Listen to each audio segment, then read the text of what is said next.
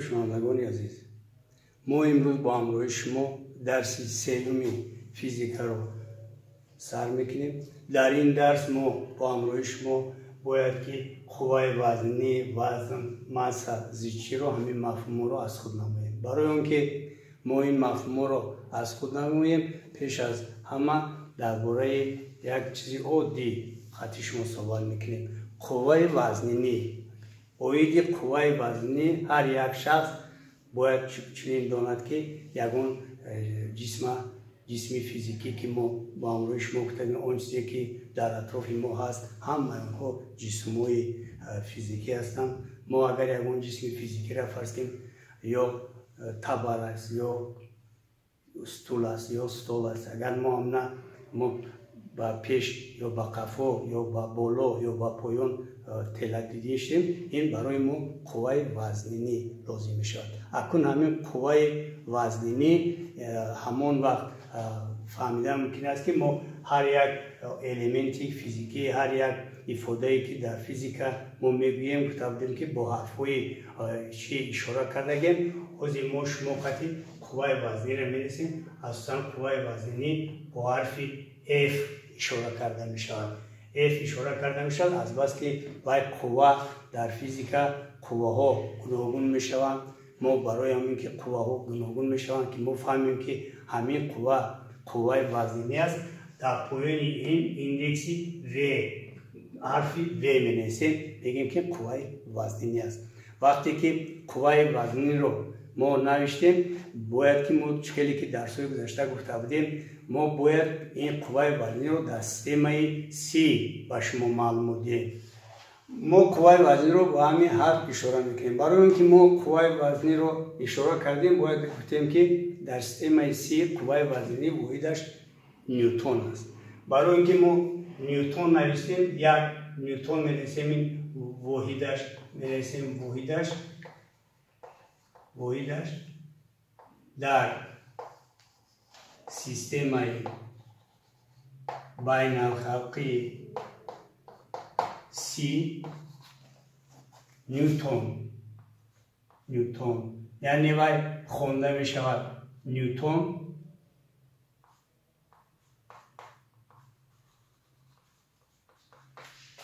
خونده می شود. برای همین از اینجا معلوم می شود که این واحد شکل ما دانستیم. برای اینکه این واحد فهمیم که همین واحد یک نیوتن ما با چند برابر است در سیستم C که ما با همین در وقت حل مسئله با همون داریم. ما فرمولای قوه وزنی را می نویسیم. قوه وزنی این برابر است با mg. اکنون وقتی که mg می نویسیم، ما باید که m دانیم. m این ماسه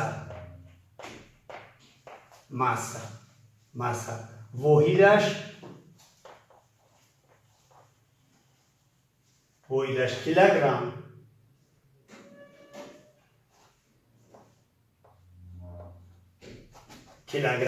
ما بسیار مورد کیلوگرم می نویسیم. کیلوگرم رو در دو نمود می نویسم. کیلوگرم رو می نویسم حرف K گی خورد، می نویسم حرف K گی کلان. برای اون این فرق کند گفته. اکنون ما واحدش کیلوگرم می نویسیم. اکنون کیلوگرم ما می دونیم که این واحد ماسه بوده است، یعنی ماسه جسم. که وقتی که ما میگیم ماسه جسم، ما میگیم وزن جسم، ما باید که همین فرق کنیم که ماسه چی معنی دارد، وزن چی معنی دارد. یعنی حاضر ما ماسه را نوشتیم، G را می نویسم. G این شیتوبی آزادافتی جسم ها.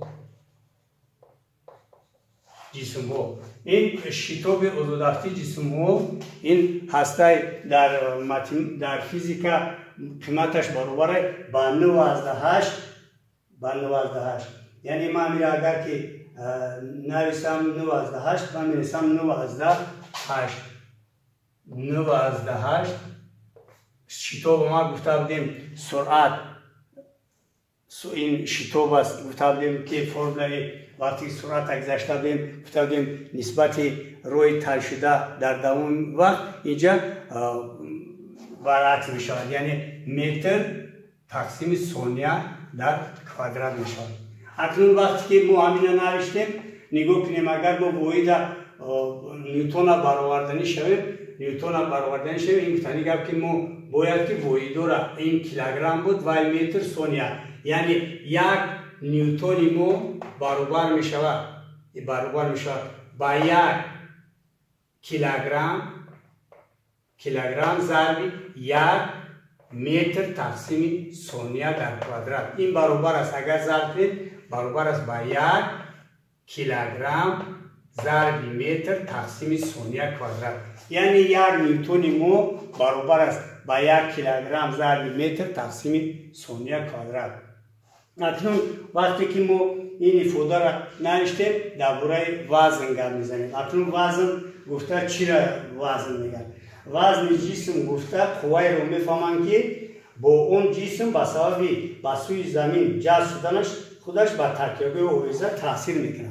یعنی ما یگون چیز اگر در یگون چیز آویزه کشف کنیم خیلی آویزه کنیم، وقتی آویزه کردن همین کوشش میکنند همین وزن جسم، یعنی اگر یگون آهن باشد یا یگون جسم دیگر باشد ما در یگون ریسمان یا یگون سیم آویزه کنیم، اگر سیم همین خیلی کشوده مونه و بالا میرود یعنی ترنگیش کم میشود. وقتی که جسم آویزه میکنیم جسم که وزن دارد و به پایان تاثیر میکنه، پایان میرود، یعنی همین تاثیری همین به همون جایی که اون جسم مستحکم کرده شده است به همون برابر است. اگر در این موردی که باشد سیم یا که وای در تکیه‌گاه میشه، اینا ما فرض کردیم در یگون شتاتیو میکشم همین یک شتاتیو و در همین شتاتیو فرض کردیم پیوست میکنم یگون سیم پیوست میکنم در همین سیم یگون بار رو آویزون میکنم. وقتی که من بار رو آویزون میکنم یگون باری که یک نیوتن وزن داشته باشد، وقتی تاثیر کردن همین جسم هم با پایان تاثیر میکنن هم با بالا تاثیر میکنن. تاثیر بالاش به همین نقطه‌ای که در همین آویزون است. اگر این وزن‌تر باشد وزنش زیاد باشد، این شتاتیو ما اگر قوتش نرسد به همین مناسب نباشد میتوند شکند، یا که برای همین این جسم در همینجا آویزون کرده شد. اکنون وزن در فیزیکا با حرف P اشاره میکنه. وزن خیلی که ما قوه را نشان دادیم واحدی وزن واحدش این نیوتن است. یعنی یک نیوتن است. برای همین یک نیوتن وقتی که ما می‌نویسیم اگر فرمول وزن نوشتنی شد وزن برابر میشد با همون mg.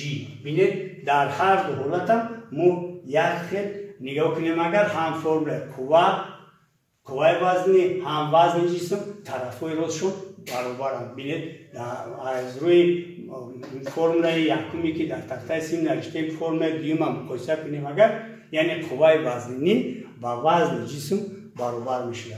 اکنون ما در اینجا مسه داریم، اینجا با همون شتابی آزادافتی جسم ما هستند. ما از روی این به همین خلاصه میگیم که جسم ما اگر برای وزنشون یافتن هر دو حالت ما در حل مسئله ها اگر باشد که همین 1 کیلوگرم متر تقسیم ثانیه کوادرات باشد ما این هرشان با یک نیوتن برابر است. من روزی شما قطعی گپ زده بودم که برای اون که ما وزن رو از مسه فرق کرده توانیم وزن رو از مسه فرق کنیم. گفته بودم که واحد وقتی که واحد مسه را کیلوگرم میگیم واحد وزن را همین کیلوگرمی بعضی موردها کیلوگرمی کلان می نویسند. این برای فرق کردن که این مسه است این وزن. اکنون ما با همراه شما درباره زیچی گپ میزنیم. اکنون زیچی چی گفتنی گپ است؟ زیچی این همین خیلی مفهومی است که هر یک اون چیزی که حالت مویگی دسته، حالت سختی دسته، حالت گازی دسته ما همین زیچی همین را معین میکنیم. زیچی اساساً زیچی رو با حرف رو اشاره میکنم و زیچی ما برابر است با نسبت مسه و حجم. یعنی زیچی ماده با ماسا متناسب راسته بوده، با حجم اون متناسب چپه می باشد. چطوری که من در درس‌های گذشته با همراه شما گفته بودم، وقتی که ما درباره متناسب چپه و راسته حرف میزنیم، با اون مؤثر شده بودیم که گفته بودیم متناسب راسته گفتند ما درباره دو ifade گپ میزنیم، یا دو ifade یا دو تا فونکسیا یا درباره دو تا الیمنت یا درباره دو فهمیش گپ میزنیم. وقتی که متناسب راسته باشد، ifade یکم اگر دو مرتبه افزون شود، ifade دوم هم دو مرتبه افزون می شود. ifade یکم اگر یک مرتبه کم شود، ifade دوم هم یک مرتبه کم شود. متناسب چپه بودنش یعنی چه قدری که ifade یکم مثال دو مرتبه زیاد شود، ifade دوم دو مرتبه کم می شود. ifade دوم اگر دو مرتبه زیاد شود وایش کم میشه، یعنی برعکس میشه. در همین فرمولی که ما شما قطعی نوشتیم، موضوع فرمولی که ما قطعی شما نوشتیم، من را گفته بودم زیچی گفته بودم. ای معطوف چطوری که ما با شما میدونیم این ماسه است، حجم با حرفی و اشاره کرده میشه. ما از ماتماتیک صنف‌های پایانی میدونیم که مثلا میدونیم که واحدش این کیلوگرم بود، اگر من اینا نویسم برای بچه‌هایی که وای کردن درس تماشا کردن، واحدش اگر کیلوگرم باشد، واحد حجم اگر نوشتنی شویم شما میدونید که واحد حجم متر کوبی میشود. در این مورد ما واحدی زیچی را کیلوگرم تقسیم متر کوبی می‌نویسیم. من شما قطعی در درس‌های گذشته گفته بودم که ما دائما کوشش میکنیم که در پیش همین واحدو یک نویسیم، چون که یک کیلوگرم تقسیم متر کوبی، یک کیلوگرم یک متر کوبی در حالتی با واحد برابر ده. اکنون وقتی که ما همین نوشتیم تخته سینده و شما همین دیدید، یعنی جایی که در مسئله ها فرض کرده میگد که زیچی یگون ماده یافته شود، فرض که میگد یعنی 100 گرم، یا که گفتم گپ میزند که زیچی ماده یافته شود که 1 سنتیمتر است، یا که زیچی ماده یابید که وای 1000 سانتیمتر کوبی است. در مورد همین سخنان را گفتن ما دائما واحدهایی که بغیر این سیستم بین الخطی موجود بوده رو ما باید که به همین سیستم گردونده مسئله گذشته رو حل کنیم. اکنون من فرمولای زیچی رو نوشتم. از فرمولای زیچی دو فرمولای زیرین برمی آید. اینا ما فرمولای زیچی یعنی ماسا تقسیم حجم نوشتم. اگر در اینجا از اینجا دو تا فرمولا برمی آید. فرمولای یکمش اگر ماسا را یافتنی شویم ما باید زیچی رو با حجم ضرب کنیم. اگر ما از همین فرمولا حجم یافتنی شویم اگر ما باید زیچی رو با ماسا تقسیم کنیم. ماسا رو با زیچی تقسیم کنیم. یعنی این دو تا فرمولا دیگر برمیآید. برای همین در وقتی این مسئله می شود که از روی زیچی داده شده است، ماساش داده شده است، حجمش یابید. مسئله می شود که در اونجا حجم داده شده است، ماسا داده شده زیچی رو یابید، یعنی مسئله گوناگون می شود. برای ما از همین فرمولای اساسی که برای ما هست از همین فرمول استفاده کرده ما باید حل کنیم. اکنون برای که ما همین چند تا فرمولایی را که نوشتیم با همراه شما نوشتیم، اگر شما خواهید که اونها رو تعریف دیدیم یگون از روی فرمول هم تعریف داده میتونید. یعنی نسبت ماسای جسم به حجم اون زیچی نامیده میشه، زیچی جسم نامیده میشه. اگر ما درباره قوه وزنی گپ زنیم با هم قوه وزنی که ماسا گفته میگه حاصل ضربی ماسای جسم با صورت نقطه آزادافتی جسم قوه وزنی نامیده میشه یا همین مونان وزن نامیده میشه. تعریف کنیم اگر ما خطا نمیکنیم، چون که ما از روی فرمولا تعریفی همین بزرگی رو میتیم. اکنون ما دویر وقتی که قوای وزنی گفتیم وزن گفتیم فهمیدیم که جسم وزن داشته باشن ماسه داشته باشن قوای وزنی داشته باشن. اکنون زیچی چی گفتن گپ؟ ما گفتم در اول صحبتمون گپ زدیم که همین زیچی یعنی موی هودا زیچی می شود در گاز ها می شود در جسم سخت می شود. زیچی فرض کردیم هر یک کدوم شما در خانه بالون های گازی دارید که گاز از مثال جایی گازگیری گاز میخرید و در خانه در آتشدان استفاده میبرید. همین گاز ها یک حجمی معین دارن، وزنی معین دارن، وزنی خالص دارن. یعنی اگر گازتون تمام شود و بشکه‌ای که شما در آن گاز میگیرید در ترازو برکشید، اگر فرض کردیم 20 کیلو برآید وزن خالصش، شما با بالای همین 20 کیلوگرم با رفته از مثال نقطه های آتش فروشی، اگر شما محصولات نفتی فروشی اگر گاز خرید بالای 20 کیلوگرم خرید، اگر این بشکه‌تون با همراه گازتون نه این وزنی همون بشکه میگیم بالون میگیم و این وزنی گازی خریدتون میشه، یعنی همش 40 کیلوگرم میشه. همین 40 کیلوگرم وابستگی دارد با اونی که همون محصولات خریده شما گاز بنزین دیر خود چیزی که باشد و با همراه همون ظرفی که در اون وای واقع گشته است. اکنون وقتی که گازی بشکه تمام می شود میگن که گاز تمام شد، یعنی وقتی که گاز تمام می شود ماسش کم می شود، زیچی هم کم می شود. زیچی کم می شود. اگر زیچی کلمه زیچ از زبان ادبیات ما میدونیم که همین کلمه زیچ گفتن یعنی به دیگر نزدیک بدن میفهمیم. همین یک کس گفت زیچ نشینید، همین ما وقتی که میگن زیچ نشینید این معنی اون دارد که ما باید که دیگر دورتر باشیم، باید دیگر خلال نرسونیم. این حاضر در مورد حاضره وقتی که درس میخونیم باید اون کس صحبت میکنیم دوی ما در تلویزیون تماشا میکنیم که میگن که از دیگر دور شدیم در مسافه دور واقع، یعنی همین زیچی را در نظر دارن، یعنی زیچی آدم باید که دیگر همینجا همین مولکوله های همون گازی که در درون همون ظرفی که شما میگیرید اگر زیچیشون همین گاز از مولکولای عبارت است. اگر زیچیشون هم دیگر دورتر باشن یعنی کم میشن. اگر باشد که ما همین زیچی بشکه‌ای که ما داریم زیچی باید نزدیکتر باشد، این موردی که من نقطه را بسیار میذارم همین بگذار که مولکولای گاز باشد.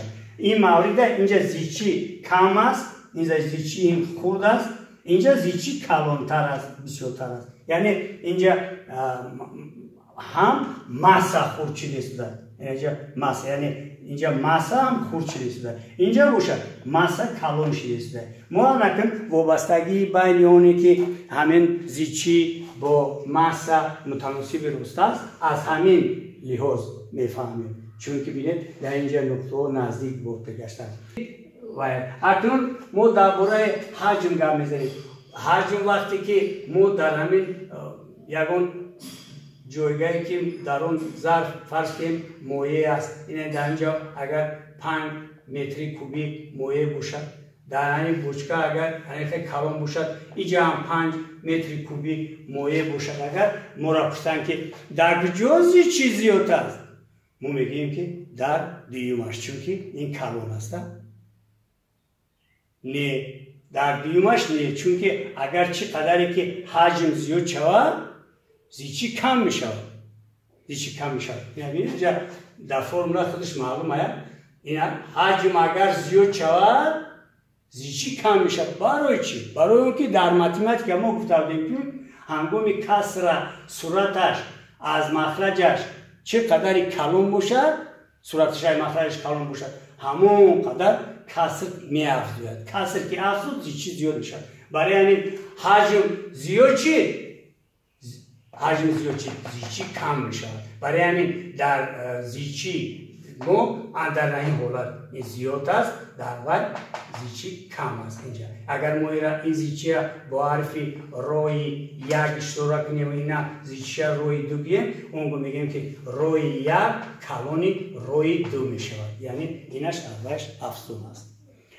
بچه ها امروز ما با همراه شما درباره فقط قوه وزنی وزن مس زیچی گپ زدیم. از شما خواهشمندم که همین فرمول ها واحدهایی که در اینجا هست، ما اون چیزی که شما قطعی مثالای عادی قطعی فهموندم کفایه است که شما از اونی که هیچ چیز استفاده نمیبرید. خیلی که گفتن شیخ بزرگ گفته است که نظریه بدون عملیه خشک خالی است. اگر اون چیزی که من با شما گفتم و شما گوش کرده باشید من، اگر به شرطی که شما اون چیزی که من در تخته سیم با شما فهموندم و شما اگر با همون دفتر و قلم در پیشتون بذارید و باز یک همین رو از سر نه خودتون با خودتون گپ زده یا در نزد آینه ایستاده گپ زده همین نویسید و آیدی همین یگان مسئله هایی که در کتاب درسی صنف هفتم است گرفته حل کنید، بسیار خوب می شود. چون که من باور میکنم که شاگردا تماشابینا نگاه کردید اون بچه‌هایی که فیزیک لازم است در وقت سپردن امتحان ها خود در تاجیکستان باشد خود بیرون از تاجیکستان باشد بسیار زحمت میکشند، هم کوشش در آنجا فایده اینا میبینند. اگر یگان سوال و درخواست باشد مرحمت در کامنتر نویسید. با دقتتون رحمت.